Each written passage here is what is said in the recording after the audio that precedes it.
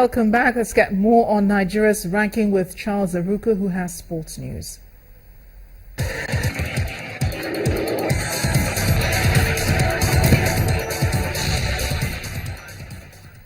Well, thank you, Amarachi. Welcome to Sports News. Super Eagles of Nigeria have slipped 5 places to 67th in the world and 14th in the continent in the latest FIFA World Rankings released today by the World Football Governing Body in Zurich. The Eagles, who played 2 international matches in the month of March, were forced to a 1-1 draw by the Pharaohs of Egypt in Kaduna and lost by a lone goal in Alexandria in a 2017 AFCON qualifier. Algeria moved 4 places to 33rd position to become the continent's best-playing nation, and they are closely trailed by Cote d'Ivoire on the 34th spot.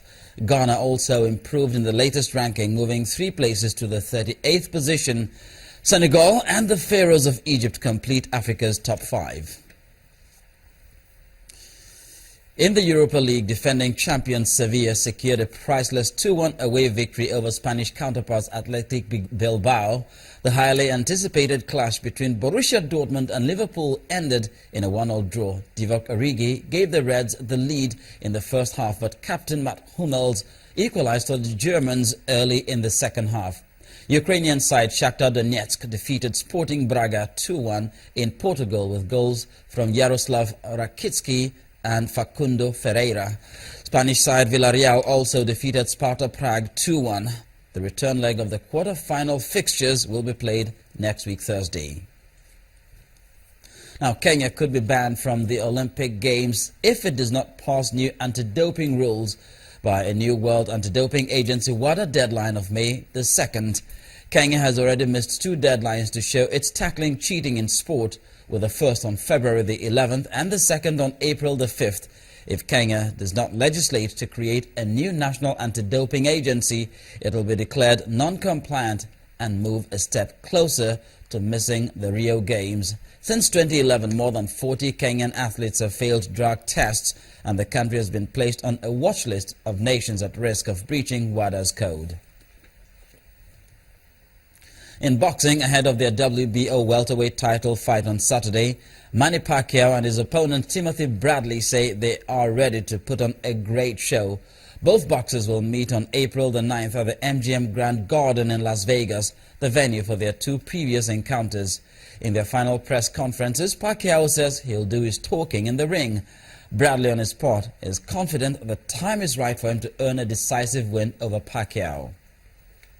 Good fight, because promoting the fight with no argument, no throw balls, like hitting bad words each other. We save that for Saturday so that you will be happy. I know Bradley trained hard and I train hard, and that's good for the fans.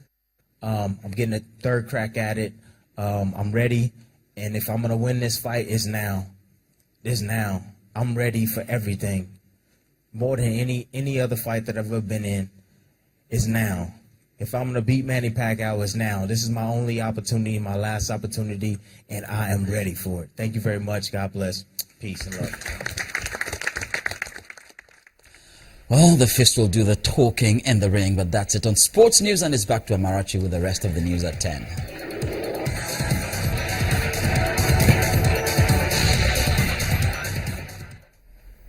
Thanks a lot, Charles. After many years of speculation, Sudanese President Omar al-Bashir has finally put a cap on his presidency, announcing that he will not be president beyond 2020. Adishola Josh has more on this and other stories. President Omar al-Bashir has announced he will step down in 2020 when his current mandate ends. Mr. Bashir, in an interview, also denied allegations of abuses perpetrated by the Sudanese forces in renewed violence against black African villagers who took up arms in the country's western Pt.4 region. The president has been indicted by the International Criminal Court on counts of genocide and war crimes. South Sudanese opposition leader Riek Machar says he will return to the capital Juba on April the 18th to form a transitional government with President Salva Kiir, more than 2 years after a feud between the two erupted into war. Kiir's spokesperson says Machar's return will be a significant step towards the implementation of a peace deal signed in August to end the conflict that started in late 2013. New footage of the key surviving Brussels airport attack suspect, showing the route he took after leaving the area, has been released by Belgian prosecutors. Prosecutors are calling on members of the public who saw the man to come forward. We especially appeal to people who might have filmed or taken a photograph of the suspect or link. They can provide extra information on this issue. Official reports say the man was tracked on CCTV footage until about 9:50 p.m. local time and was wearing a hat and a light-colored jacket. 3 attackers are believed to have targeted the airport, with 2 dying in the bomb blast. That's the foreign news wrap-up. Amarachi. Thanks a lot, Adeshowa. And the main news again. The 2016 budget today got to the final stage as the presidency received details of appropriation bill from the National Assembly. The former president, Olusegun Obasanjo, who visited the presidential villa today, said the budget is not a document to be assented to in a hurry. Also today, the Minister of Defense, Mansour Dan Ali, warned pro-secessionist groups against undermining the sovereignty of the country. And South Sudan's President Omar al-Bashir has promised to step down in 2020 after his present tenure ends.